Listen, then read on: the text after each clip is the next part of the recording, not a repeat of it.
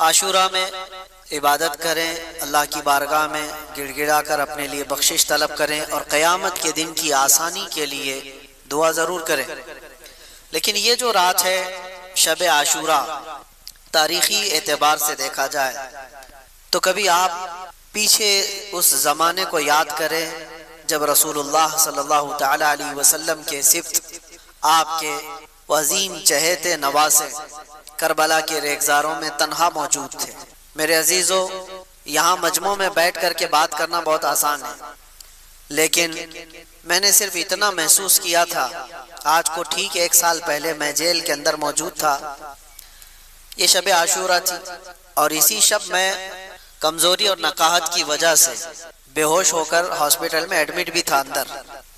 مجھے اندازہ نہیں تھا، احباب میرے شاگرد سب ملاقات کے لیے آئے تھے اور میری طاقت نہیں تھی کھڑے ہونے کی، میں غش کھا کر گرا، اس کے بعد مجھے اٹھا کر لے جایا گیا، میں ایڈمٹ تھا آج کی رات۔ دوسری، یہ جو شب گزر جانے کے بعد عاشورہ کا دن آیا تو میں یہ محسوس کر رہا تھا کتنی تنہائی ہے یہاں پر، 2000 لوگ موجود ہیں اندر قیدیوں میں، لیکن پھر بھی ایک عجیب سی تنہائی، اور بہت عجیب سی تنہائی کہ آدمی چاہ کر کے اپنوں سے ملاقات نہ کر سکے، اپنوں سے بات نہ کر سکے۔ تو میں یہ سوچتا ہوں کہ قید کا ایک دن اتنا بھاری لگتا تھا جو تنہائی محسوس ہوتی تھی، اور ہم 2000 لوگوں کے بیچ میں موجود تھے۔ ایسا نہیں کہ سارے ہمارے مخالف وہاں تھے، اکثر لوگ چاہنے والے بھی تھے، لیکن وہ منظر کیسا ہوگا جو 22,000 کے لشکر میں تنہا رسول اللہ کا لاڈلا تھا۔ اندازہ تو کرو وہ تنہائی کیسی ہوگی، جہاں پر ہر طرف انسانوں کا شور ہو اور دشمنی پر اترے ہوئے وہ ایسی جماعت جن کو کوئی نسبت سمجھ میں نہ آتی، ایسوں کے درمیان ایک رات گزارنا کتنا مشکل وقت ہوتا ہے۔ میں نے معلوم کیا کہ جب کسی کے سر پر موت سوار ہو جائے، یعنی یوں کہ ظالم تلوار کھینچ لے اور تمہارے خاتمے کے لیے وہ پوری طور پر کمر بستہ ہو چکا ہو، اور تمہیں معلوم ہے کہ میں قتل کیا جا سکتا ہوں یا میں مارا جا سکتا ہوں، تب کیفیت کیا ہونی چاہیے، کیسی گھبراہٹ اور بے چینی ہو۔ ایک بات میں آپ کو بتاؤں، کچھ لوگوں کو جج صرف سزا سنا دیتا ہے نا تو کئی ہارٹ اٹیک سے مر گئے، یہ ہمارے سامنے کی بات ہے۔ بے چینی اور بے قراری اتنی زیادہ ہو جاتی ہے کہ آگے کیا ہوگا۔ سرکار سید الشہداء امام حسین رضی اللہ تعالیٰ عنہ کے لیے یہ رات کتنی بے قراری والی ہو سکتی ہے، کتنی بے چینی والی ہو سکتی ہے کہ کل کا دن آنے کے بعد یہ لوگ جنگ چھیڑ دیں گے اور پورے کے پورے جتھا مل کر کے نونہالان خاندان رسول کو قتل کر دیں گے ہماری آنکھوں کے سامنے، تو پھر کیسا محسوس ہوتا ہو۔ لیکن میرے عزیزو، خیمہ امام حسین میں کہیں پر بھی بے چینی اور بے قراری تھی نہیں، کہیں پر بھی نہیں تھی، اس لیے کہ وہ 3 دن کے پیاسے تو ضرور تھے، بھوکے بھی تھے۔ ہم 1 دن کا روزہ رکھ کر کے شام تک بھوک برداشت نہیں کر پاتے، اور وہ مسلسل بھوک اور پیاس برداشت کر رہے۔ اور اس کے بعد جو وہاں پر موجود لوگوں نے دیکھا خیمہ امام حسین میں جا کر کے کیا ہو رہا ہے، تو جا کر دیکھا تو ہمیشہ سجدے میں حضرت امام حسین کو پایا ہے، اللہ کی بارگاہ میں التجا کرتے ہوئے صرف یہ کہ مولا مجھے استقامت عطا فرما، پاؤں میں ڈگمگاہٹ نہ آئے، زلزلہ نہ آئے۔ اچھے لوگ پھسل جاتے ہیں ایسے امتحانوں کے موقع پر۔ امام حسین یہ دعا کر رہے تھے کہ رب تعالیٰ مجھے استقامت عطا فرما، مجھے صبر دے دے اور جمے رہنے کی طاقت دے دے۔ یہ اس لیے میں عرض کر رہا ہوں میرے عزیزو، ہماری زندگی میں آئی ہوئی چیزیں ہم نے دیکھی ہیں، اس وقت بھی گھبراہٹ اور بے چینی اور بے قراری اتنی بڑھ جاتی ہے کہ موت سامنے نظر آنے لگتی ہے۔ میں تو کئی مرتبہ اپنی وصیتیں بھی لکھ کر کے دے دیا تھا میرے احباب کو کہ شاید یہ لوگ میرا جنازہ یہاں سے نکالیں، اس سے پہلے میں اپنی وصیتیں لکھ دیتا ہوں۔ یہ ڈپریشن میں آدمی بہت کچھ سوچ لیتا ہے، لیکن ان حالات میں نے محسوس کیا امام حسین کی جو دعا تھی وہی ہمیں حوصلہ بھی دیتی تھی۔ مصیبتوں کے وقت گھبرا کر کے بھاگ جانا یہ مصیبت کا علاج بھی نہیں اور حل بھی نہیں، مصیبت کا حل نہیں ہے، وہ علاج بھی نہیں، بلکہ ان مصیبتوں کا سامنا کرنا اور اللہ کی بارگاہ میں یقین بڑھا لینا یہ مصیبتوں کو ہرانے والا کام ہے۔ تم مات دے دو گے، شکست دے دو گے ہر مصیبت کو۔ صرف ایک بات میں آج آپ کے سامنے عرض کرتا ہوں، میں آج اپنے بچوں سے یہ کہہ رہا تھا کہ بہت ساری باتیں اپنے ذہن و دماغ سے نکالنے میں مجھے 6 مہینے لگ گئے تھے۔ کون سی چیز بے چین کرتی تھی، بے قرار کرتی؟ گھر کی یاد، بستر پہ سونا، کرسی پہ بیٹھنا، عمدہ گاڑیوں میں چلنا، یہ سب چیزیں جب یاد آئے ایک قیدی بندے کو، ایک قیدی آدمی کو جو پتھروں پہ سو رہا ہو، نہایت ہی گندا پانی پینے کو ملتا ہو، سوکھی روٹی ملتی ہو، اس آدمی کو یہ ساری یادیں بے چین کرتی۔ میرا گھر کیسا تھا، میری گاڑی کیسی تھی، میرے دوست کیسے تھے، میرے چاہنے والے، یہ سب خیالات جو اسے بے چین کرتے۔ دھیرے دھیرے ایک ایک چیز کو دماغ سے نکالنا شروع کی، نہیں سب دنیا ہے، گھر بھی دنیا ہے، گاڑی بنگلہ یہ ساری چیزیں یہ دنیا ہے، دوست و احباب یہ بھی دنیا ہے۔ سب کی چیزوں کو ذہن سے نکالتے نکالتے اب کسی کی یاد نہ آنے پائے تاکہ تڑپ اور بے چینی نہ آئے۔ سب نکالنا بہت مشکل رہتا ہے، لیکن کچھ ریہرسل کے بعد نکال لیے، سب نکال۔ آخری چیز باقی رہ جاتی ہے اولاد کی محبت۔ بچوں کی محبت جلدی ذہن سے جاتی نہیں ہے۔ میں اپنا تجربہ آپ کے سامنے عرض کر رہا ہوں۔ 6 مہینے گزر گئے، جب کبھی چھوٹے سے بچے میرے اپنے ملاقات کے لیے جالیوں کے باہر آ جائیں تو تڑپ اور بے چینی عجیب سی ہوتی تھی، ہم چھو بھی نہیں سکتے انہیں، اور ان کے آنسوں کے نکلتے ہوئے قطرے ہمیں اور بے چین کرتے۔ اس چیز کو سٹرگل کرنا یہ بہت بھاری تھا۔ 6 مہینے کے بعد اللہ کریم کی طرف سے جو بات ہوگی، ذہن میں یہ بات آئی، یہ ایک چیز ہے جو بے چین کر رہی ہے، اولاد کی محبت۔ باقی سب کو تو دل سے نکالتے گئے، اس کو بھی نکالنا ہوگا، اس کو بھی نکالیں، یہ بے چینی ختم ہو جائے گی، بے قراری ختم ہو جائے گی۔ دنیا ہے، اولاد بھی دنیا ہی ہے، بیوی بھی دنیا ہے۔ یہ آخری مہینہ رہا ہوگا، دل ٹھان کر کے یہ کہنا پڑا مجھ کو بھی کہ نہیں، اب مجھے اولاد کی بھی ضرورت نہیں، ذہن سے نکال دو، نہیں یاد کروں گا۔ مصلی پہ گر جاتا، اللہ کی بارگاہ میں عرض کرتا کہ رب تبارک و تعالیٰ یہ ساری چیزوں کو ذہن سے نکال دیا، اب آخری جو چیز تھی وہ بچوں کی محبت تھی، وہ بھی نکال رہا ہوں، بس خالی اتنا ہے کہ تیرے دربار میں آنا ہے، اور یہاں پر مجھے صبر اور استقامت کے ساتھ اللہ تو قائم رہنے میں مدد فرما۔ یا آخری مہینہ ہوگا، پھر مجھے یہ بشارت ملی کہ آپ آزاد ہو، آپ آزاد ہو۔ ہم تو موت کی تیاری کیے ہوئے تھے، لیکن ایک بات میں آپ کو یہ اس لیے عرض کر رہا ہوں کہ رب تبارک و تعالیٰ کی بارگاہ میں امتحان جب ہوتا ہے تو مجھے ایسا لگتا ہے جب تک تم اپنی ہر چیز کو اپنے ذہن سے نہیں نکال دیتے تب تک وہ پوری مدد نہیں آ پاتی۔ اللہ ہر گھڑی مدد کر رہا ہے تمہاری، ہر گھڑی۔ آج کیا اللہ کی مدد کے بغیر تم یہ اس ماحول میں رہ رہے ہو؟ رب تبارک و تعالیٰ کی مدد نہ ہوتی تو کتوں کے بیچ میں جینا ہی تمہارا حرام ہو جاتا۔ الحمدللہ ہمیں کوئی فرق نہیں پڑتا، چاہے جو چیزیں بھی بند ہو جائیں، لیکن جی رہے ہیں۔ اور آج میں تو یہ محسوس کرتا ہوں ایسے جی رہے ہیں جیسے 32 دانتوں کے بیچ میں زبان جیتی ہے۔ سب دانت نوکیلے ہیں، زبان بہت نرم ہے، لیکن دبتی کسی سے نہیں ہے۔ ہاں کبھی کبھار غلطی سے پھسل گئی تو کسی دانت کے نیچے آتی ہے، ورنہ کوئی دانت اس کو کاٹتا نہیں ہے۔ زبان کو کوئی کاٹتا ہے؟ حالانکہ 32 کے بیچ میں رہتی ہے۔ تو یہ اللہ تعالیٰ کی مدد نہ ہو تو آپ جی بھی نہیں سکتے۔ رب تبارک و تعالیٰ کی ہر گھڑی مدد ہے، لیکن جو پرٹیکولر مصیبت کے وقت جو مدد ملنی ہے آپ کو، اس کے لیے آزمائش اور امتحان ہوتے ہیں۔ بہتوں کو ہم نے دیکھا جمعہ ٹو جمعہ دعا کیے، قبول ہی نہیں ہوئی، دوسرے جمعہ تک کر لیے، پھر سوچے قبول ہی نہیں ہوئی، چھوڑو ہماری نہیں سنی جاتی، وہاں پر ختم کر دیے اور یوٹرن لے لیا۔ کتنے تو جیل میں ایسے میں نے دیکھا جو کافر ہو گئے، معاذ اللہ رب العالمین۔ کس وجہ سے؟ وہ سیدھے کہتے ہیں کہ نمازوں سے کچھ فائدہ نہیں، ہم تو کب سے نماز پڑھ رہے ہیں، ہم تو کتنے دنوں سے دعا کر رہے ہیں۔ ایسی باتیں میرے عزیزو سن سن کر کے اچھے سے اچھا آدمی پگھلنے لگتا ہے۔ میرے پاس ایسی باتیں آئی، پہلے تو میں توبہ کیا، اے اللہ اگر نماز پڑھنے کی وجہ سے ہی قید میں رہتے ہیں تو زندگی بھر قید ہی اچھا ہے۔ جیسے لوگ وہاں کہہ رہے تھے دعا کرنے سے دعا قبول نہیں ہوتی، لیکن تھوڑے دنوں کے بعد دماغ میں یہ بات آنے لگتی ہے کہ کیا حقیقت میں دعا نہیں قبول ہوتی؟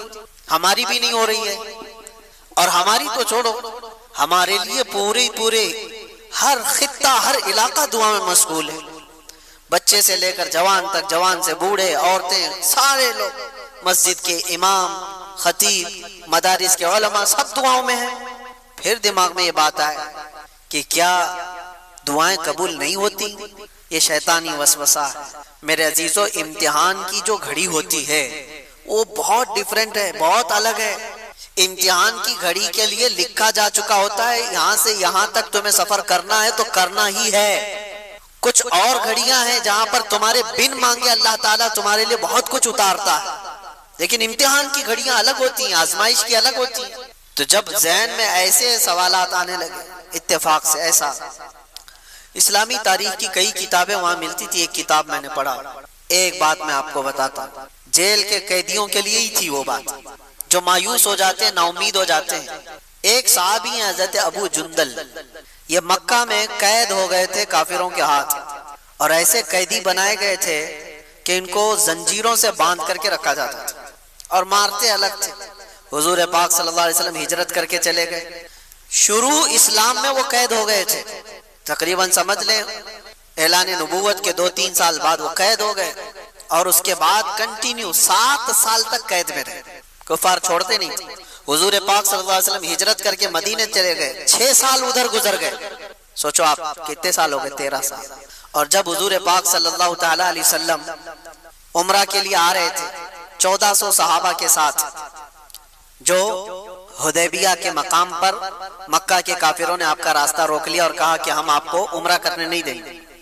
اس وقت مکہ والوں کی طاقت تھی، حضور پاک صلی اللہ علیہ وسلم نے صحابہ سے کہا کہ ہم صلح کر لیتے ہیں، صلح کر لیتے ہیں۔ لمبا واقعہ ہے، آپ نے صلح حدیبیہ کو سنا ہوگا، یا پھر جا کر کے آپ سن لیں کہ حضور صلی اللہ تعالیٰ علیہ وسلم کی جو صلح ہوئی تھی مکہ کے قریش کے درمیان، وہ صلح میں جو ہے بات یہ تھی، سارے ان کے ہت کے قانون ان لوگوں نے لکھ دیے تھے، یعنی ان کی حمایت میں مکہ والوں نے ایگریمنٹ بنایا، سب ان کے پکش میں تھے۔ اس میں لکھا تھا کہ اگر کوئی مکہ سے ہمارا آدمی بھاگ کر مدینے جائے گا تو آپ اس کو ہمارے حوالے واپس کر دیں گے، لیکن مدینے سے کوئی بھاگ کر ہمارے پاس آئے تو ہم اس کو واپس نہیں کریں گے، ہمارے پاس رکھ لیں گے۔ یہ ایسی شرطیں بہت ساری تھی، اس میں سے ایک ہی میں نے آپ کو بتایا۔ حضور پاک صلی اللہ تعالیٰ علیہ وسلم نے اس کو بھی منظور کر لیا۔ اب سنیے بات میں کہہ رہا ہوں، یہ ایگریمنٹ بن رہا ہے نا، ابھی ایگریمنٹ بننے سے پہلے ہی ایک حال یہ ہو گیا کہ حضور پاک صلی اللہ تعالیٰ علیہ وسلم کے وہ صحابی حضرت ابو جندل جو مکہ میں 13 سال سے قید میں تھے، وہ قید سے چھوٹ کر کے بھاگ کر آ گئے۔ 13 سال بعد جو چھوٹ کر کے آیا ہو تو اب اس کا کیا حال ہوگا؟ ارے 4 دن کا جو چھوٹ کر کے آتا ہے اس کی کیفیت الگ ہوتی ہے، جو 13 سال کی قید کے بعد چھوٹ کر کے آیا ہو۔ زنجیریں لگی ہوئی تھی، اور حضور پاک صلی اللہ تعالیٰ علیہ وسلم کہاں ہے؟ حدیبیہ کے مقام پر، جو مکہ سے ابھی 35 کلومیٹر دور ہے۔ وہ آ گئے، 1400 صحابہ نے ان کو دیکھا تو گلے لگانا شروع کیا، ابو جندل کتنے سالوں سے قید میں ہے، ہمارا بھائی آ گیا، ہمارا بھائی آ گیا۔ اب ابو جندل سب کو اپنے زخم دکھا رہے تھے، ان ظالموں نے ہمیں کیسے مارا ہے، کہاں کہاں ظلم دیا۔ صحابہ دیکھ دیکھ کر کے پریشان تھے۔ اسی اثنا میں مکہ والوں کو یہ بات پتہ چل گئی کہ ہمارا قیدی چھوٹ کر چلا گیا، بھاگ گیا ہے۔ کہاں گیا؟ حضور صلی اللہ علیہ وسلم کے صحابہ کے پاس چلا گیا، وہ تو محفوظ ہو گیا ہے۔ تو مکہ والوں نے کیا کہا جانتے ہیں آپ؟ مکہ والوں نے یہ کہا کہ ہمارا ایگریمنٹ ہوا ہے، ہمارے ہاں سے بھاگ کر کے کوئی آئے گا آپ کے ہاں تو آپ اس کو واپس کریں گے، ہمارا ایک قیدی بھاگ کر کے آپ کے پاس آیا ہے، اس کو واپس کیجیے۔ آپ اندازہ کرو، یہ میں پڑھ رہا تھا، 13 سال کے بعد زخموں سے چور، ظلم و ستم برداشت کیا ہوا ایک قیدی جب اپنوں کے بیچ آیا ہو، اور وہ کفار مکہ ضد پر اڑ گئے کہ ابو جندل کو جب تک آپ واپس نہیں کریں گے ہم ایگریمنٹ پہ سائن نہیں کریں گے۔ صحابہ سب کے سب کھڑے ہو گئے، کہا یا رسول اللہ صلی اللہ علیہ وسلم، یہ تو ایگریمنٹ کے بعد کی بات تھی، ابھی تو ہوا نہیں نا، ابھی تو اس پر عمل ہونا اس وقت طے ہوگا جب دونوں طرف کی دستخط ہو جائے، ابھی تو سائن ہوا نہیں ایگریمنٹ، اس سے پہلے ابو جندل آئے، ہم واپس نہیں کر سکتے انہیں، اور اتنا ان کے اوپر ظلم کیا گیا ہے، نہیں واپس کر سکتے۔ سارے صحابہ ایک طرف، اور کفار قریش اس ضد پر ہے کہ جب تک اس بندے کو واپس نہیں کرتے ہم ایگریمنٹ سائن نہیں کرتے، یہ صلح نہیں ہوگی۔ اب سوچو، نظر سب کی حضور کی طرف تھی، رسول پاک صلی اللہ علیہ وسلم۔ یہ بہت کٹھن مرحلہ ہے، توجہ چاہتا ہوں۔ بہت کٹھن مرحلہ ہے، وہ رحمت للعالمین ہے یقیناً۔ حضور پاک صلی اللہ تعالی علیہ وسلم رحمت للعالمین، اس میں کوئی شک ہے؟ صحابہ، ابو جندل سب حضور کی طرف دیکھنے لگے، آپ کا کیا فیصلہ ہے؟ حضور پاک صلی اللہ علیہ وسلم نے فرمایا ابو جندل کو حوالے کر دو، ان کی واپس کر دو۔ سب ہکے بکے رہ گئے، دیکھتے رہ گئے، کیسے ہو سکتا ہے جو ہمارا بندہ ہمارے پاس آیا ہو اتنے سالوں تکلیف اٹھانے کے بعد؟ اب حضور فرما رہے ہیں، وہ ہاتھ پھیلا پھیلا کر کے حضور کو پکارنے لگے، یا رسول اللہ صلی اللہ علیہ وسلم، ان کے پاس تکلیف بہت زیادہ ہے، یہ مجھے بہت زیادہ ظلم کرتے ہیں مجھ پر، کیا آپ مجھے واپس ان کے حوالے کر رہے ہیں؟ حضور پاک صلی اللہ تعالی علیہ وسلم نے صرف اتنا فرمایا، ابو جندل واپس چلے جاؤ۔ پھر انہوں نے کہا یا رسول اللہ آپ کس کے حوالے کر رہے ہیں؟ ان ظالموں کے حوالے؟ حضور نے فرمایا ابو جندل واپس چلے جاؤ، جب تک تم وہاں پر ہو میں تمہارے ساتھ۔ پھر صحابہ کا تو ایمان ہی تھا، یا رسول اللہ کل مصیبت بعدک جلل، اے اللہ کے رسول اگر آپ ہیں تو پھر ہر مصیبت چھوٹی ہے، پھر ڈرنا کس بات کا؟ وہ چلے گئے۔ میں اس واقعے کو پڑھتے ہوئے سوچ رہا تھا کہ 4 دن میں مصیبتوں سے گھبرانے والے 13 سال مصیبتیں اٹھانے کے بعد پھر حضور کے دربار میں آیا، اور حضور بھی کہہ رہے ہوں کہ جاؤ قید میں، تو کیا حالت ہوگی؟ وہ کیسا ایمان ان کا ہوگا جو جمے ہوئے تھے، ڈٹے ہوئے تھے۔ اب آتے میرے عزیزو، استقامت یہ آسان مرحلہ نہیں ہوتا، اس میں بہت سارے پھسل جاتے ہیں، بہت سارے بھٹک جاتے ہیں، بہک جاتے ہیں، اور آج تو طوفان ہے بھٹکنے کا، یہ دور تو چل رہا ہے در بدلنے کا۔ ایسے میں اپنے بچوں کا، اپنے جوانوں کا کیا حال ہے؟ کبھی کبھار تو یہ دیکھ کر کے چلے یہ تو تفریح قلب کے لیے، ہنسی مذاق کے لیے ہم تو دیکھ کر کے اڑا دیتے ہیں، صبح کانگریس میں تھا، دوپہر میں بی جے پی میں آیا، رات کو پھر کسی اور میں آیا، اور اگلی صبح پتہ نہیں کس میں آنے آیا، تو عام سی بات ہے، یہ تو چلتا ہی رہتا ہے۔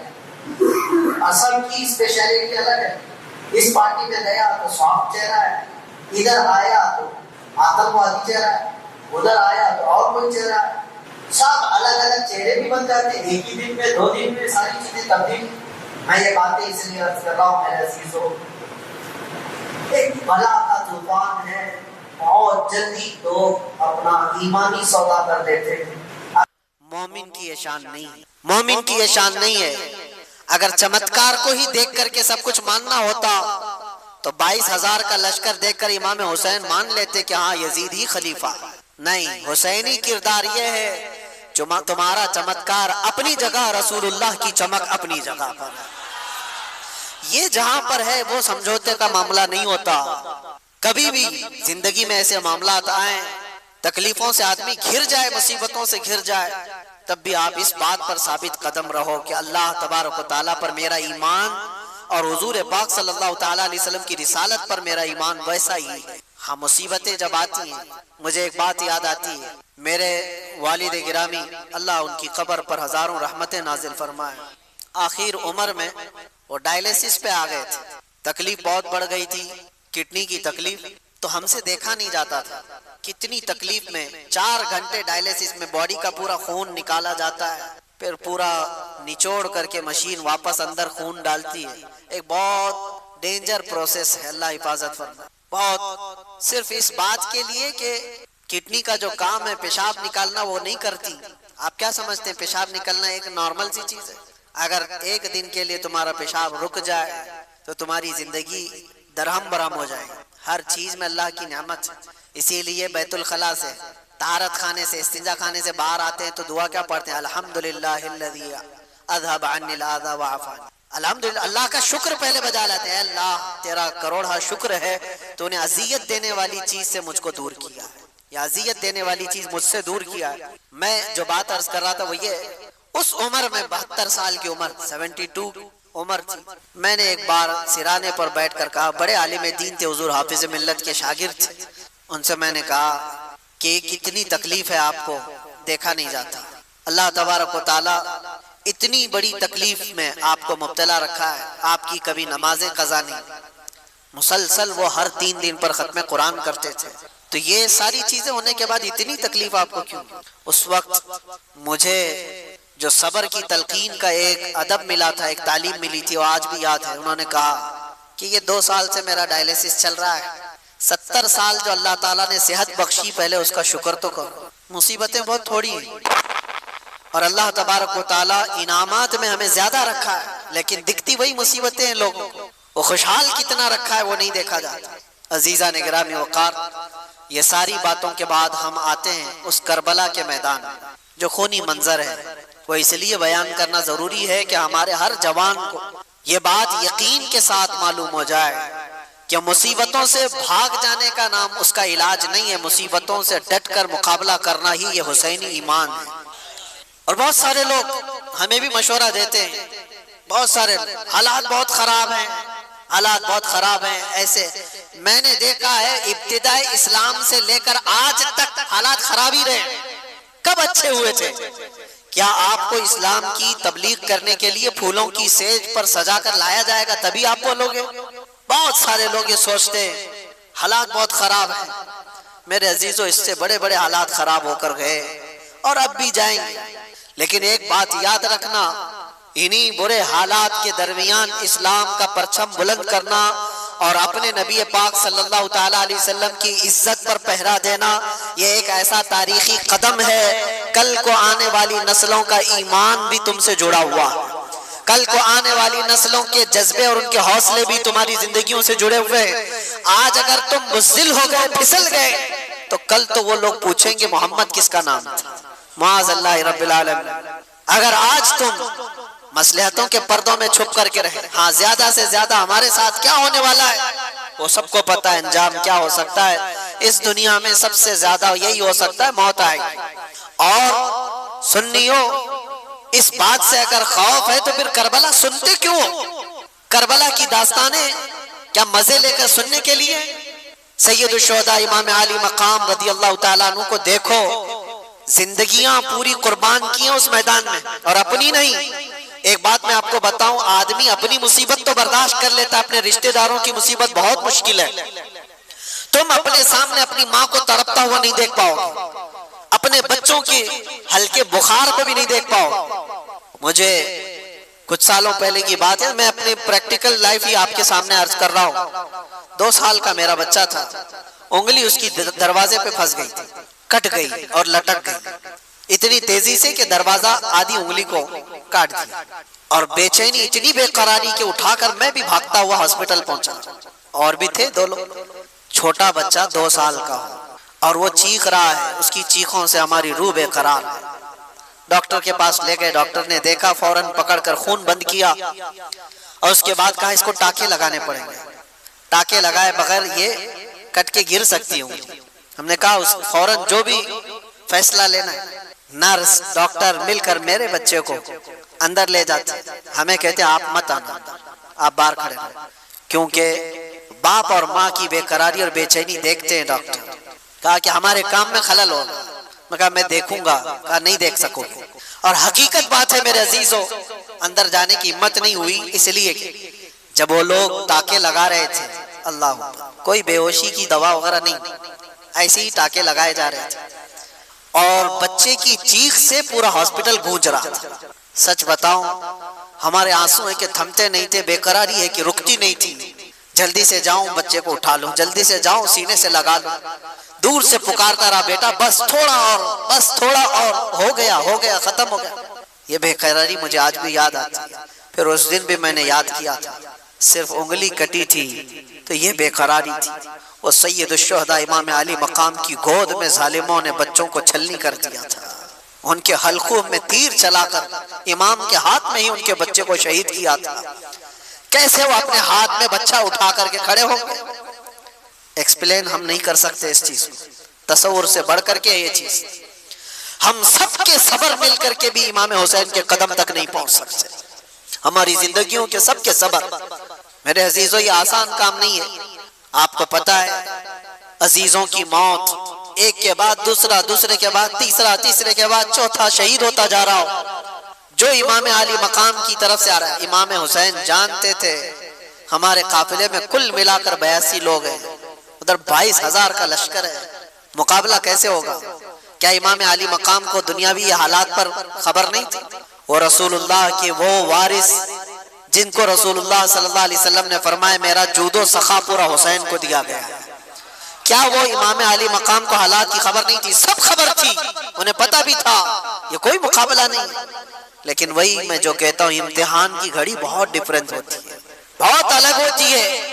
امام علی مقام کو کربلا کے میدان میں کھڑے رہنا تھا، قیامت تک آنے والے مسلمانوں کے لیے ایک مشعل راہ بن کر کے کہ تمہاری زندگی میں اس سے بڑھ کر کے تکلیف نہیں آ سکتی، تمہاری جو بھی تکلیفیں ہوں گی وہ چھوٹی ہوں گی، اور تم اگر گھبراتے ہو کبھی چھوٹی مصیبتوں میں تو اے مسلمانوں مجھے دیکھ لینا، امام حسین کا یہ درس تھا، تم دیکھ لینا۔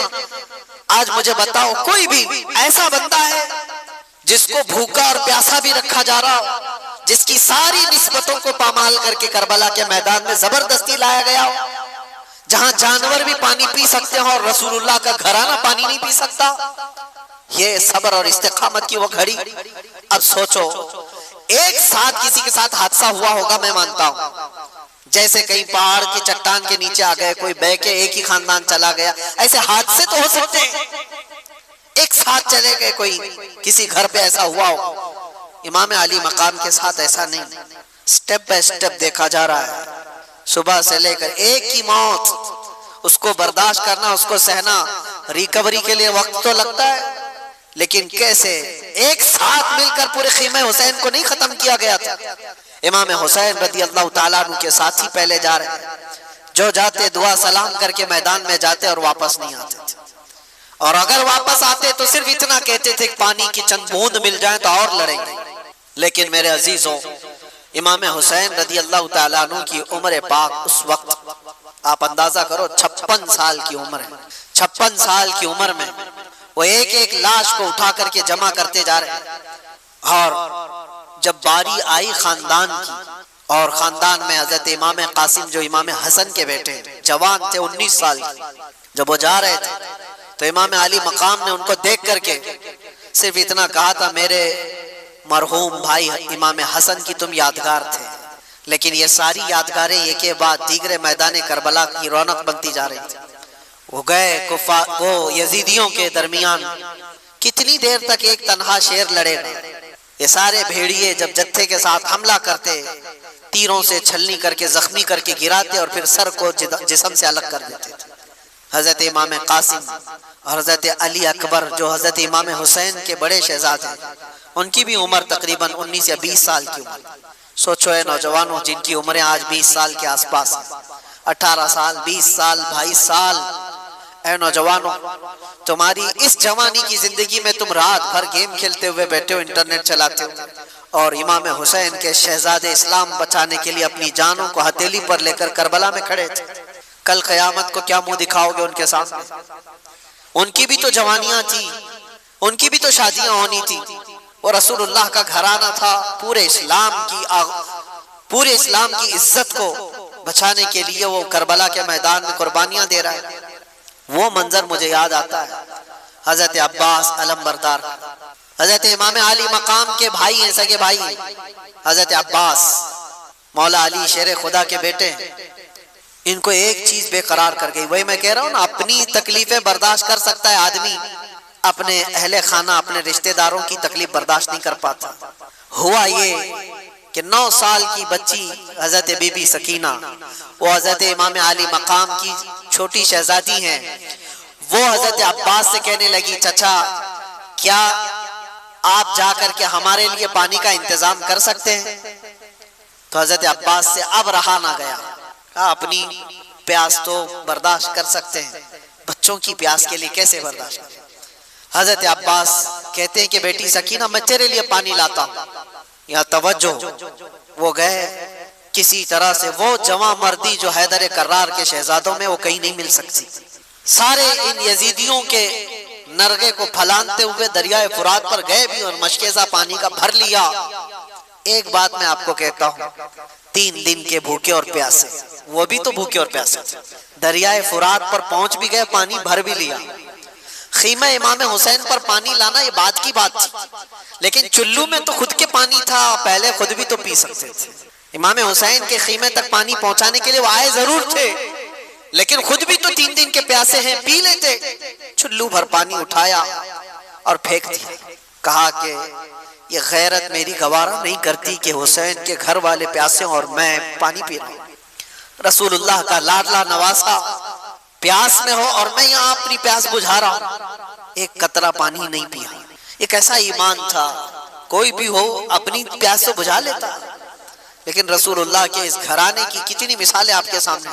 حضرت عباس مشکزے سے پانی لے کر کے وہ جب واپس لوٹ رہے تھے، یزیدیوں میں شور مچ گیا کہ اگر یہ پانی گیا واپس تو لڑائی لمبی ہو جائے گی، ہم مقابلہ نہیں کر پائیں گے حیدر کرار کے شیروں کا، کسی طرح سے یہ پانی ختم کر۔ کسی ظالم نے آ کر حضرت عباس کے دائیں مونڈے پر تلوار ماری تو ہاتھ ہی کٹ کے گر گیا۔ یہ کوئی میں ٹھوکر لگ کر چمڑی نکلنے کی بات نہیں کر رہا ہوں، ہاتھ کٹ کے گرا ہو جس پہ مشکیزہ پانی کا پکڑا ہوا تھا۔ حضرت عباس نے کہا بائیں ہاتھ سے اٹھا لیتا، ہمت نہیں ہاری، پانی مجھے سکینہ کو پلانا ہے۔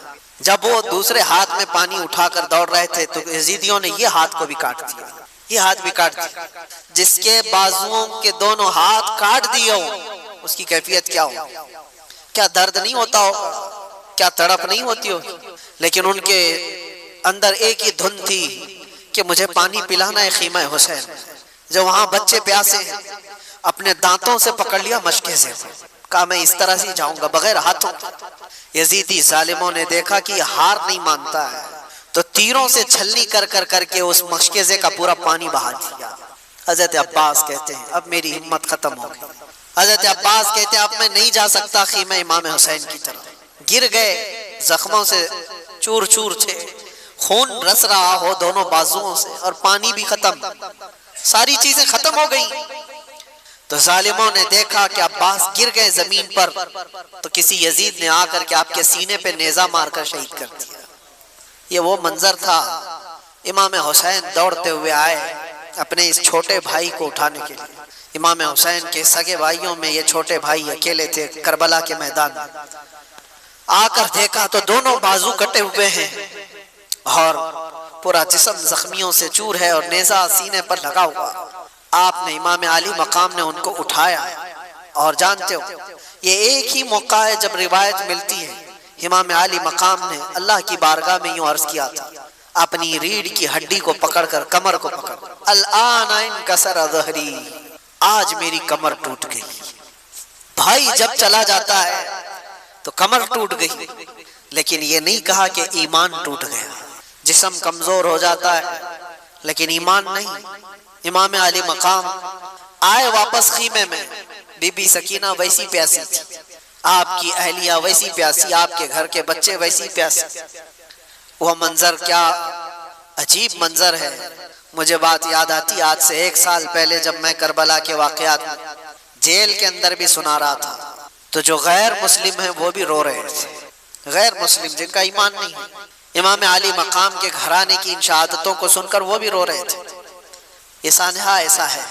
اندر کی بیویوں نے آ کر امام علی مقام سے کہا کہ مولا ان کو تکلیف ہم سے ہے، دشمنی ہمارے سے، ہمارا 6 مہینے کا جو ننھا علی اصغر ہے اس سے تو نہیں ہے دشمنی، اب سینے میں دودھ سوکھ گیا ہے، اس بچے کو لے جائیں، شاید اس کو کچھ پانی کے قطرات وہ حلق میں ڈال دیں تاکہ اس کی پیاس کم ہو جائے۔ امام علی مقام نے اپنی بیوی کی بات سن کر کے اس ننھے علی اصغر کو اٹھا کر میدان میں تشریف لائے تھے۔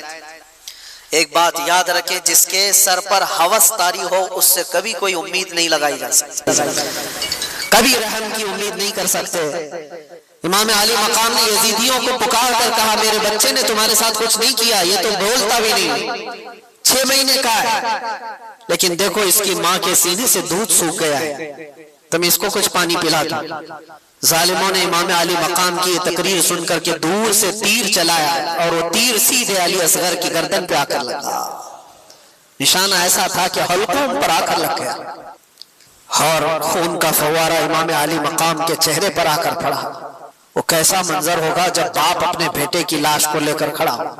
جلدی سے امام علی مقام نے اپنے بچے کو چھپا لیا، سینے سے لگا لیا، چہرے سے خون کو صاف کیا، یہ نہیں کہ ماتم کروں، رو دو، چلاؤں، اللہ کی بارگاہ میں اتنا کہا کہ مولا میری یہ چھوٹی قربانی کو بھی قبول فرما لے۔ 6 مہینے کا بچہ جس باپ کی گود میں شہید ہو چکا ہو، اس کا کیا حال ہونا چاہیے؟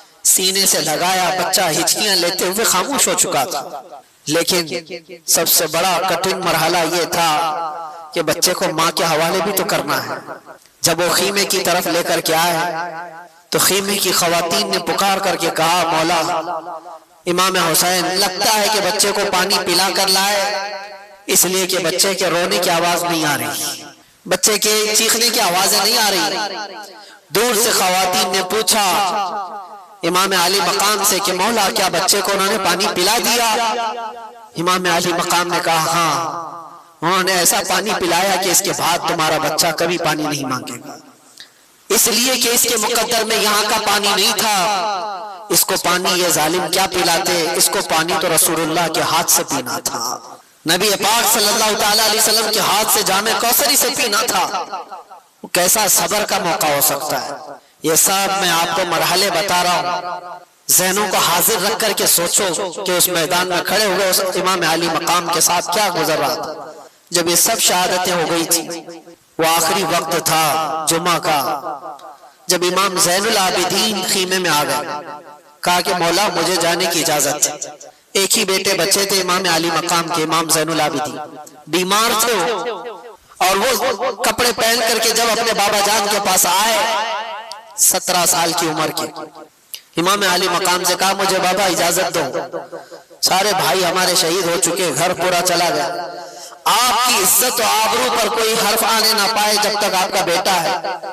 امام علی مقام نے ان کو پکڑ کر بٹھایا، کہا ان کو مسئلہ مجھ سے ہے، میرے مر جانے کے بعد وہ تمہارے سے کوئی مواخذہ نہیں کریں گے، لیکن اگر تم گئے شہید ہو گئے تو اس کے بعد وہ مجھے بھی ماریں گے۔ لیکن بیٹا امام زین العابدین سے امام علی مقام کہتے ہیں تمہارا رہنا اس لیے ضروری ہے کہ حسینی سادات کی نسل تم سے چلے گی، میرا خاندان تم سے چلنے والا ہے۔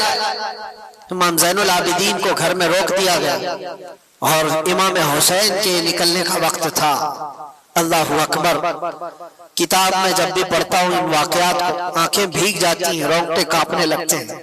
سیدہ زینب انہیں کپڑے پہنا رہی تھی، وہ تبرکات دے رہی تھی جو رسول اللہ صلی اللہ علیہ وسلم کے تبرکات ان کے پاس تھے، حیدر کرار کی تلوار ان کے پاس تھی، امیر حمزہ کے تبرکات، جعفر طیار کا پٹا، یہ سب امام حسین کو ان کی سگی بہن پہنا رہی تھی، اور یہ کہہ کر کے کہ کاش اگر میری ماں فاطمہ زہرا آج ہوتی تو یہ کام وہ کر رہی ہوتی۔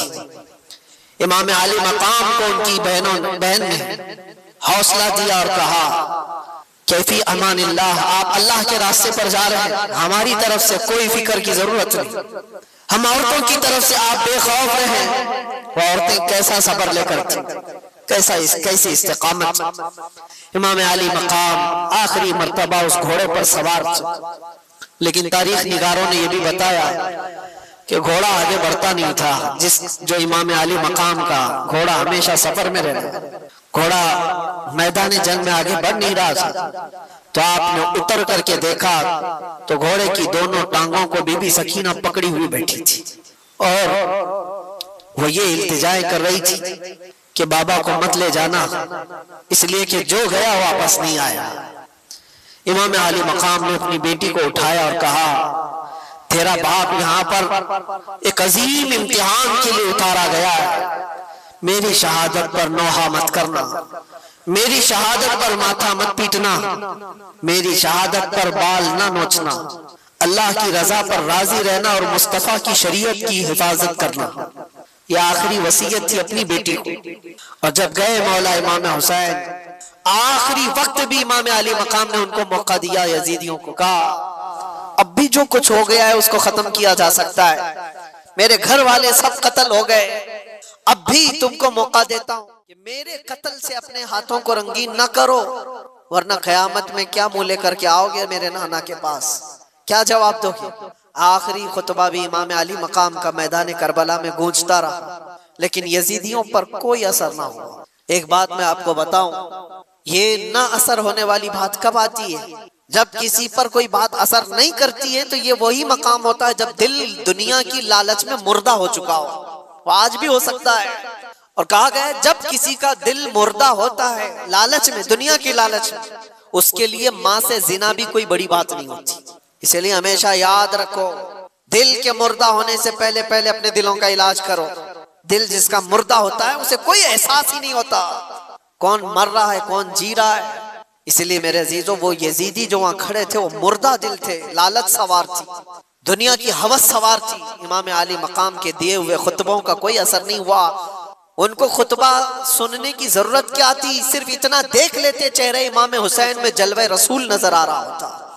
کیا ان کو یہ نہیں معلوم تھا کہ یہ فاطمہ زہرا کا لاڈلا ہے؟ کیا انہیں نہیں معلوم تھا یہ حیدر کرار کا لخت جگر ہے؟ کیا انہیں یہ نہیں معلوم تھا کہ رسول اللہ نے کہا ہے اپنی حدیث پاک میں الحسن والحسین سیدہ شباب اہل الجنہ، حسن اور حسین جنتی جوانوں کے سردار ہیں؟ یہ سب باتیں ان کو نہیں معلوم تھی؟ سب معلوم تھی، لیکن تف ہے، لعنت ہے دنیاوی ہوس اور حرص کا کہ جب یہ کسی کے دل پر سوار ہو جاتی ہے تو پھر تمام احساسات اس کے ختم ہو جاتے ہیں. ایک ہی چیز نظر آ رہی ہوتی ہے، دنیا دنیا دنیا. وہ نسبتوں کا احترام نہیں کرتا، اسے ماں باپ بیٹی استاد مرشد اولیاء انبیاء کچھ معنی نہیں رکھتے دل جب مردہ ہوتا ہے. اسی لیے میں کہتا ہوں میرے عزیزو، دلوں کو مردہ ہونے سے بچا لینا، ہمیشہ دلوں کو مردہ ہونے سے بچا لینا. میں اس پر پھر گفتگو کروں گا انشاءاللہ. آج ذکر کی مجلس بھی ہے اور ہم اپنے دلوں کو زندہ کرنے کے لیے آئے، لیکن تذکرہ امام حسین کا اس لیے ضروری تھا کہ آج کی یہ رات مولا حسین کی کیسی رات رہی ہو. جب آپ آئے آخری خطبہ بھی دیا، ظالموں پر کچھ اثر نہ ہوا، لڑنے پر تل گئے. اور لوگ یہ تو بیان کرتے ہیں کہ امام علی مقام کو شہید کر دیا گیا، لیکن کیا آپ نے کبھی یہ بھی سنا کہ امام علی مقام کے شہزادوں نے ان کتوں کی کیسی درگت بنائی تھی؟ ایک ایک شہزادے نے 100 پر حملہ کیا تھا. ایک ایک شہزادے نے 100 پر حملہ کیا ہے. اسی لیے تو وہ مقابلہ تنہا کر نہیں پاتے تھے. حضرت امام قاسم امام حسن کے بیٹے ہیں. ایک ہی جوان ایسا ہے جو میدان میں موجود ایک بہت بڑا پہلوان مقابل میں آیا تھا، اور اس نے یہ کہا تھا کہ میں اس بچے کے مقابل کا لائق نہیں ہوں، یہ بچہ میرے لائق نہیں ہے، میں تو اپنے بیٹے بھیجتا ہوں. اس کے 4 بیٹے تھے اس پہلوان. امام قاسم کو وہ 19 سال کا جوان یہ کہہ رہا تھا یہ لڑکا ہے اور میں لڑکوں سے مقابلہ نہیں کرتا، میرا بیٹا کافی ہے. پہلے اپنے بیٹے کو بھیجا امام قاسم کے مقابل میں، منٹ نہیں گزرے تھے کہ گاجر کی طرح کاٹ کے رکھ دیا. دوسرے بیٹے کو بھیجا، امام قاسم نے اس کی گردن اڑا دی. تیسرا آیا، تیسرا بھی مر گیا. چوتھا آیا، چوتھا بھی مر گیا.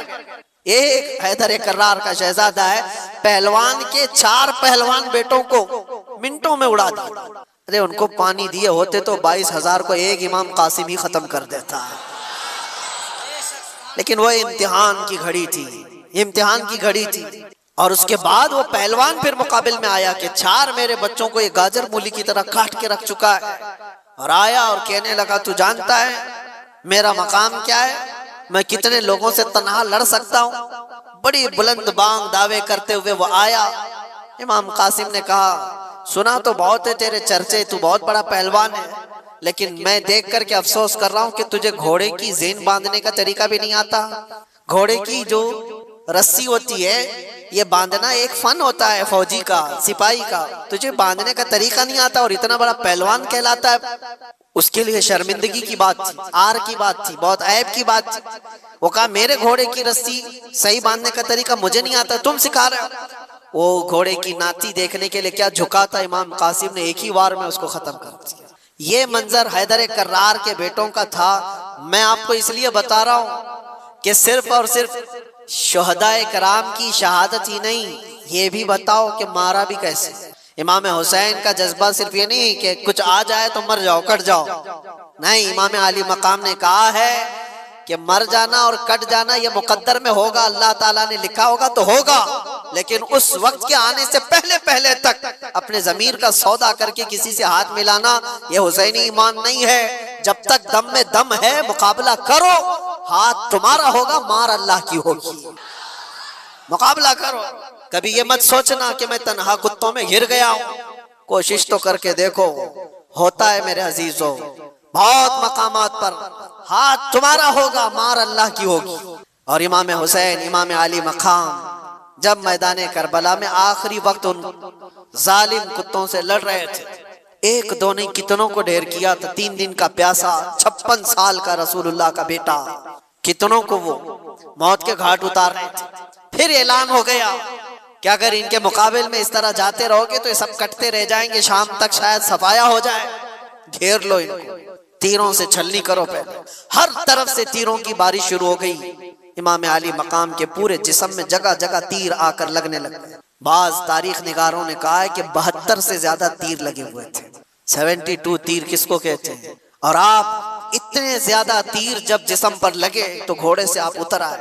یہ وہی وقت تھا، جمعہ کا وقت، عاشوراء کا 10ویں محرم الحرام۔ امام علی مقام جیسے ہی اترے سجدے میں گر گئے۔ سجدے میں جیسے ہی گرے، ان ظالم کتوں نے سوچا اس سے بہتر موقع نہیں ہے۔ خولی اور شمر جیسے ان ظالموں نے امام علی مقام کی پیٹھ پر اپنا پاؤں رکھ کر کے آپ کے سر مبارک کو جسم سے الگ کر دیا۔ انا للہ و انا الیہ راجعون۔ لیکن میرے عزیزوں، امام حسین رضی اللہ تعالیٰ عنہ کی اس شہادت عظمیٰ پر جتنا غم کرو وہ کم ہے، جتنا غم مناؤ وہ کم ہی ہے۔ ہم مانتے ہیں زندگی بھر اس دکھ کو ہم ساتھ لے کر جیتے ہیں، لیکن ساتھ میں ان کا یہ میسج بھی تو لے کر کے جاؤ۔ آج لوگ یہ سمجھتے ہیں صرف پٹی باندھ لینے سے حسینی ہو جائے گا۔ تم پٹی باندھ کر کے دکھا رہے ہو یا حسین لکھ کر کے؟ میرے عزیزوں، امام علی مقام پٹی باندھے تو نہیں تھے، لیکن داڑھی ضرور رکھے ہوئے تھے۔ حسین کے نام کی پٹی تو چہرے پر آ گئی، حسین کے نام کی داڑھی کیوں نہیں آئی؟ وہ رسول اللہ کا شہزادہ جو اپنے اخلاق و کردار کے ساتھ میدان کربلا میں آیا تھا، سال بھر عیش کر رہے، ناچ رہے، گا رہے، سب کچھ کر رہے، اور محرم میں تمہیں غم حسین ہے؟ غم حسین کا حق وہ ادا کرتا ہے جسے پیغام حسین کی بھی یاد ہے۔ حسین کیوں شہید ہو گئے تھے؟ اس لیے کہ اسلام ہم تک پہنچ جائے، یہ ایمان کی دولت باقی رہے۔ یہ جو آج آپ رونقیں دیکھ رہے ہیں یہ مسجدوں کی، کیا یہ امام علی مقام کی قربانی کی برکت نہیں ہے؟ آج پوری دنیا میں میں مانتا ہوں اس اسلام کو آبیاری عطا کی ہے خون امام حسین۔ اسی لیے کہا ہے قتل حسین اصل میں مرگ یزید ہے، اسلام زندہ ہوتا ہے ہر کربلا کے بعد۔ امام علی مقام کا یہ پیغام یاد رکھو ہے نوجوانوں، تمہاری زندگی میں بہت سارے ایسے موقع آئیں گے، بہت سارے ایسے موقع آئیں گے، اور یزیدی فتنوں سے تمہیں دوچار ہونا پڑے گا، لیکن اس کا مطلب یہ نہیں ہے کہ تم سر چھپا کر بھاگ جاؤ۔ مصلحتیں اپنی جگہ پر، حکمتیں اپنی جگہ پر، تدابیر اپنی جگہ پر، لیکن کسی پر اگر سوار ہو جائے کوئی چیز تو پھر ہٹنا بھی نہیں، حق کے ساتھ قائم رہنا یہ حسینی ایمان ہے، حق کے ساتھ قائم رہنا یہ حسینی ایمان۔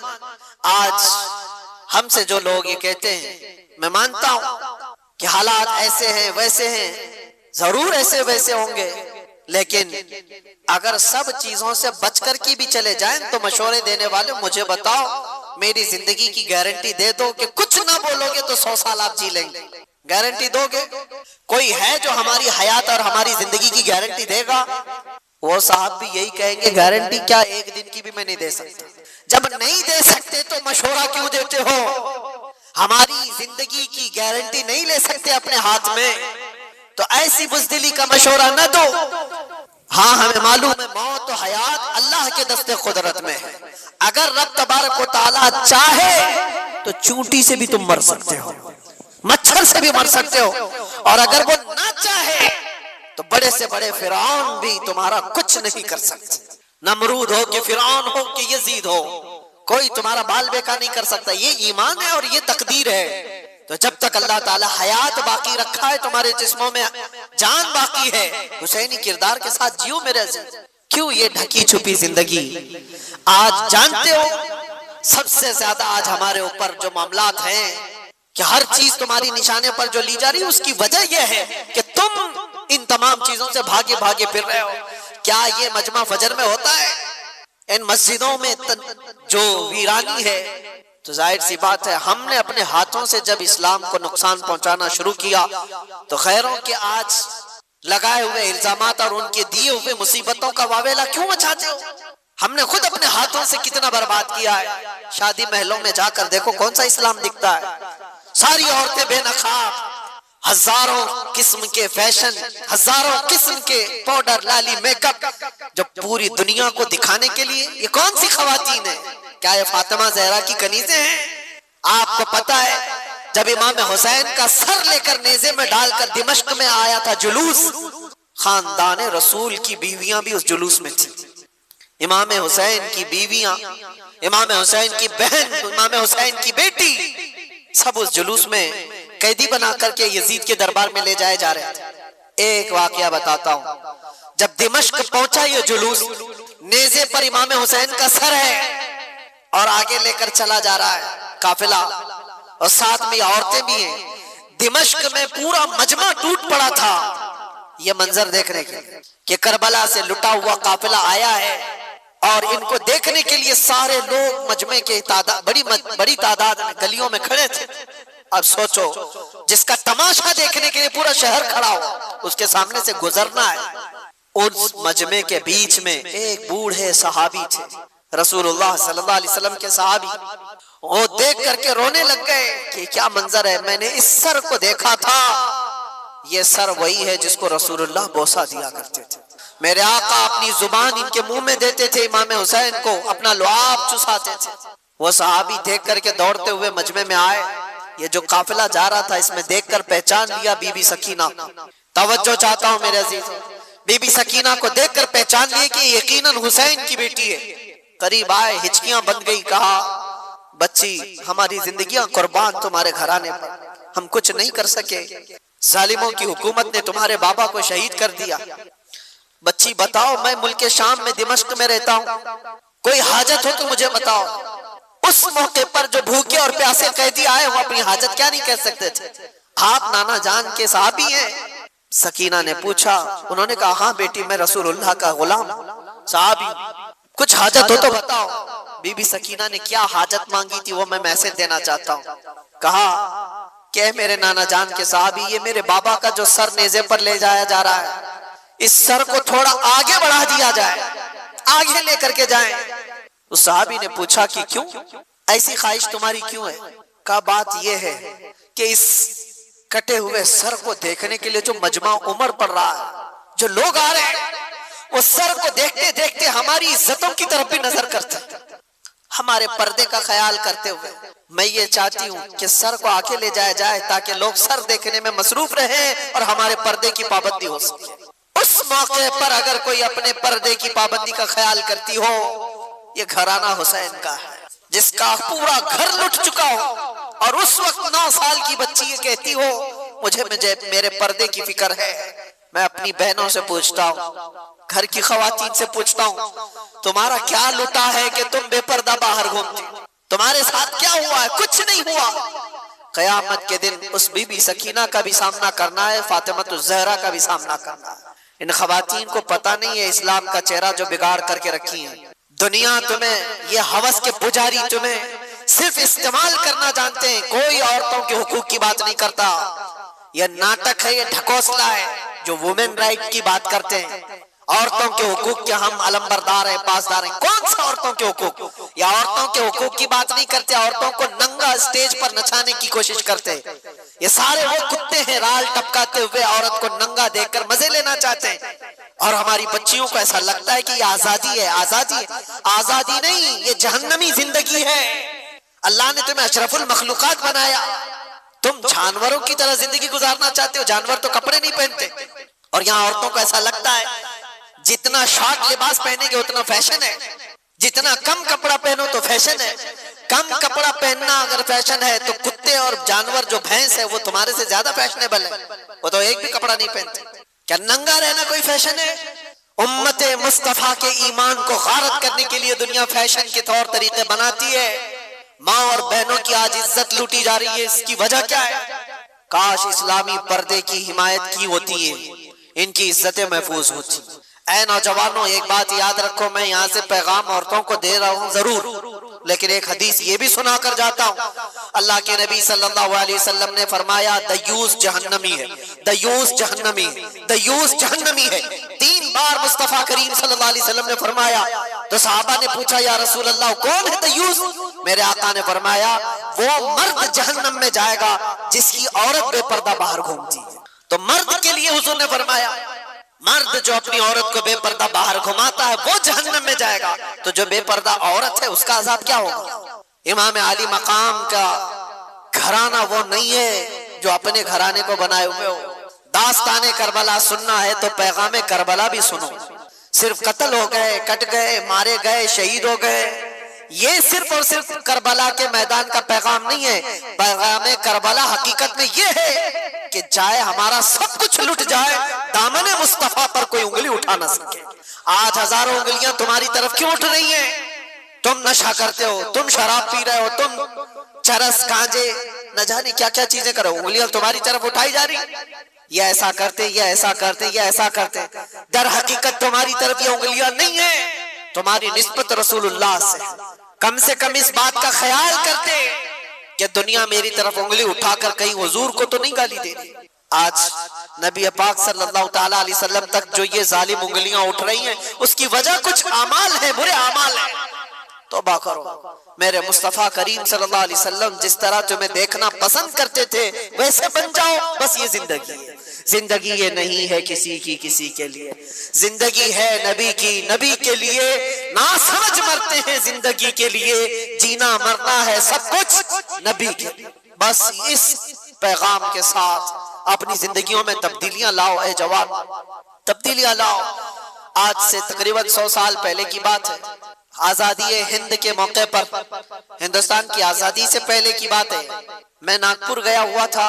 بہت بڑے مفتی صاحب نے یہ بات مجھے بتائی تھی۔ علی برادران مشہور ہیں آزادی کے موقع پر، جو غدر ہوا تھا 1857 کے موقع پر، اس وقت بھی بہت سارے معاملات پیش آئے تھے۔ علی برادران دو مولانا لوگ، انہوں نے ایک پیغام دیا تھا 5 سے 15 منٹ کے لیے۔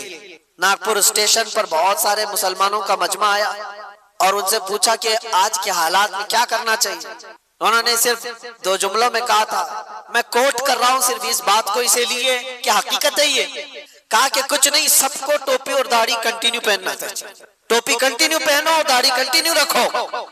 کہا اس میں کیا میسج ہے؟ کہا تمہیں پتہ نہیں اس کا رعب اللہ تعالیٰ دلوں پر کیسا رکھتا ہے۔ تمہیں کچھ کرنے کی ضرورت نہیں، اخلاق رسول میں ایک بار ملبوس ہو جاؤ۔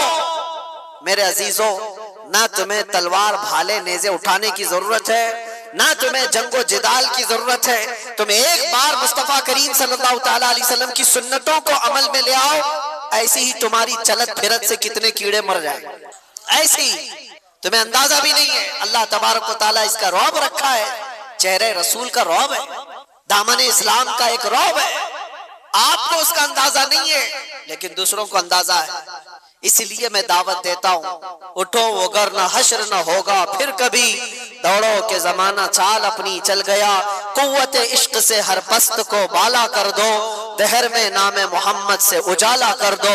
انہیں جانا انہیں مانا، نہ رکھا غیر سے کام، للہ الحمد میں دنیا سے مسلمان گیا۔ بس اس بات پر حضور کو توجہ میں رکھو، انہیں جانا انہیں جانا، پھر تمہیں فرق کچھ نہیں ہونا چاہیے، پھر کسی چیز کا کوئی اثر بھی نہیں ہونا چاہیے۔ اگر حضور سے سچی محبت کرتے ہو تو مجھے بتاؤ کیا یہ بات حق ہے یا نہیں؟ وہ جو نہ تھے تو اور وہ جو نہ ہو تو، اس جملے پر توجہ رکھنا۔ بس پورے شعر میں یہ جملہ میں توجہ کے ساتھ عرض کرتا ہوں، ویسے تو یہ پورا شعر یہ ہے، وہ جو نہ تھے تو کچھ نہ تھا، وہ جو نہ ہو تو کچھ نہ ہو، جان ہے وہ جہان کی اور جان ہے تو، لیکن اس پورے شعر میں صرف اتنا جملہ یاد رکھنا، وہ جو نہ ہو تو، بس وہ جو نہ ہو تو ہماری زندگی کچھ نہیں۔ ہمارے نام کے ساتھ وہ جو نہ ہو تو، ہماری قبر میں بھی وہ جو نہ ہو تو، قیامت میں بھی وہ جو نہ ہو تو،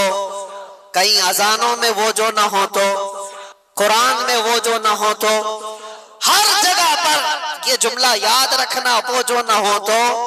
اسی لیے اقبال نے بھی کہا تھا، آبرو ماں زنام مصطفیٰ اس، ہم سب کی عزت و آبرو مصطفیٰ کے نام سے ہے، ہر چے دری دنیا بادے مصطفیٰ اس، جو کچھ بھی اس دنیا میں ہے وہ مصطفیٰ کے بعد، حضور کے بعد۔ یہی پیغام امام علی مقام کا تھا۔ آخری بات، اور اس کے بعد ہم دعا کرتے ہیں، ذکر کے لیے مجمع زیادہ ہے۔ آخری بات امام علی مقام کے لیے یہ ایک چیز قرآن کی آیت میں نے تلاوت کی، آپ نے سنا تھا وَلَا تَقُولُوا لِمَنْ يُقْتَلُ فِي سَبِيلِ اللَّهِ أَمْوَاتٌ. یہ دیکھو عام لوگوں کو بھی آیت یاد ہے، جس کا مطلب کیا ہے؟ اللہ فرماتا ہے اللہ کی راہ میں جو مارے جائیں انہیں مردہ، سب کو پتا ہے، بلکہ وہ کون کہہ رہا ہے؟ خالق کائنات. وہ کہہ رہا ہے بلکہ وہ زندہ ہے. تمہیں اس کا شعور نہیں، تمہیں اندازہ نہیں وہ زندہ ہے. یہ قرآن گواہی دے رہا ہے شہیدوں کی زندگی. اب مجھے بتاؤ امام حسین زندہ ہے یا نہیں؟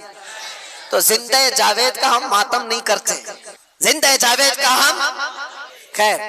مجھے جو بات عرض کرنی ہے، ایک طرف تو قرآن کی یہ آیت اور ایک طرف دوسری آیت میں آپ کو بتاتا ہوں 20ویں پارے میں اللہ اپنے رسول سے فرما رہا ہے، یا ابو جہل، یا عتبہ، یا شیبہ، یہ سب جتنے دشمنان رسول ہیں، انک لا تسمع الموتى ولا تسمع الصم الدعاء. اے رسول آپ ان کو اپنی باتیں سنا نہیں سکتے اس لیے کہ یہ گونگے بہرے مردہ ہیں. اللہ فرما رہا ہے کیا ہے؟ وہ مردہ ہیں. کس کو مردہ کہہ رہا ہے؟ وہ چلتے پھرتے بھی ہیں، کھاتے پیتے بھی ہیں، اٹھتے بیٹھتے بھی ہیں، بات چیت بھی کرتے ہیں. اور قرآن کیا کہہ رہا ہے؟ وہ مردہ ہے. اور ایک طرف کربلا کے میدان میں آؤ، ہاتھ الگ ہے، پیر الگ ہے، جسم الگ ہے، دھڑ الگ ہے، گردن الگ ہے. قرآن کہتا ہے وہ زندہ ہے. قرآن کیا کہتا ہے؟ اور دوسری جگہ پر تو اللہ نے اور بھی اس سے بلند بات فرمائی، وَلَا تَحْسَبَنَّ الَّذِينَ قُتِلُوا فِي سَبِيلِ اللَّهِ أَمْوَاتًا. بلکہ ان کے مردہ ہونے کا گمان بھی مت کرو. کہنا الگ بات ہے، سوچنا الگ بات ہے. پہلی آیت میں کیا تھا؟